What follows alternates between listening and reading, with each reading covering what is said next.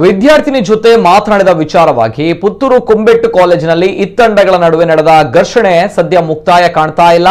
ಮುಂದುವರೆದ ಭಾಗವಾಗಿ ವಿದ್ಯಾರ್ಥಿಗಳ ಮಧ್ಯೆ ಇನ್ನು ಮತ್ತೆ ಹೊಡೆದಾಟ ನಡೆದಿದೆ.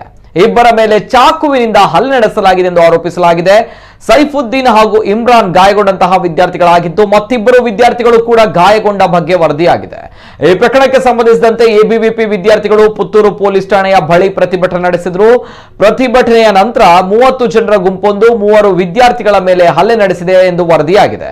ಇದರಲ್ಲೂ ಕೂಡ 4 ವಿದ್ಯಾರ್ಥಿಗಳು ಗಾಯಗೊಂಡಿದ್ದು ಪುತ್ತೂರು ಸರ್ಕಾರಿ ಆಸ್ಪತ್ರೆಗೆ ದಾಖಲಿಸಿ ಹೆಚ್ಚಿನ ಚಿಕಿತ್ಸೆಗಾಗಿ ಮಂಗಳೂರು ಆಸ್ಪತ್ರೆಗೆ ಕರೆದೊಯ್ಯಲಾಗಿದ್ದು ಒಟ್ಟಾರೆಯಾಗಿ ಕುಂಬೆಟ್ಟು ಸರ್ಕಾರಿ ಕಾಲೇಜು ಇದೀಗ ಬೂದಿ ಮುಚ್ಚಿದ ಕೆಂಡವಾಗಿದೆ. ನಾವು ಕಾಲೇಜಿಗೆ ಬಂದಾಗ ಅಲ್ಲಿ RSSನವರೆಲ್ಲ ಫುಲ್ ಸೇರಿದ್ರು. ನಾವು ಕ್ಲಾಸ್ಗೆ ಹೋಗಿ ಲೀಗಲ್ಗೆ 12 ಆಗಿರ್ಬೋದು. ಹಾಗಾಗಿ ನಾವು ಯಾವಾಗಲೂ ಹೋಗ್ತೀವಿ. ಯಾರನ್ನ ಪ್ರೊಟೆಸ್ಟ್ ಆಗ್ತಾ ಇತ್ತು ಇಲ್ಲಿ ಕಾಲೇಜಲ್ಲಿ ವಾರಜನಗಳು SP ಸಾಹೇಬರು, ಅದೇ ರೀತಿ ಇಲ್ಲಿರುವಂತಹ ಅಧಿಕಾರಿಗಳು ಇನ್ನೂ ನೀವು ತಾತ್ಸಾರ ಮನೋಭಾವದಿಂದ ಕಾಂಪ್ರಮೈಸಿಂಗ್ ಅಲ್ಲಿ ಹೋಗುವುದಾದ್ರೆ ಖಂಡಿತವಾಗಿಯೂ ಪುತ್ತೂರಿನ ಶಾಂತಿಯನ್ನ ಕೆಡುವುದಾದ್ರೆ ಅದಕ್ಕೆ ನೇರ ಹೊಣೆ ಇಲ್ಲಿಯ ಪೊಲೀಸ್ ಇಲಾಖೆ ಅಂತ ಹೇಳಲಿಕ್ಕೆ ಇಚ್ಛಪಡ್ತಾ ಇದ್ದೀನಿ.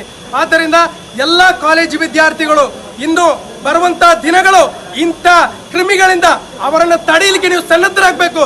ಸಂವಿಧಾನಬದ್ಧವಾದಂತಹ ರೀತಿಯಲ್ಲಿ ತಡೆಯಲಿಕ್ಕೆ ಖಂಡಿತವಾಗಿಯೂ ವಿದ್ಯಾರ್ಥಿ ಚಳವಳಿ ಖಂಡಿತವಾಗಿ ನಾವು ಸನ್ನದ್ಧರಾಗಿದ್ದೀವಿ.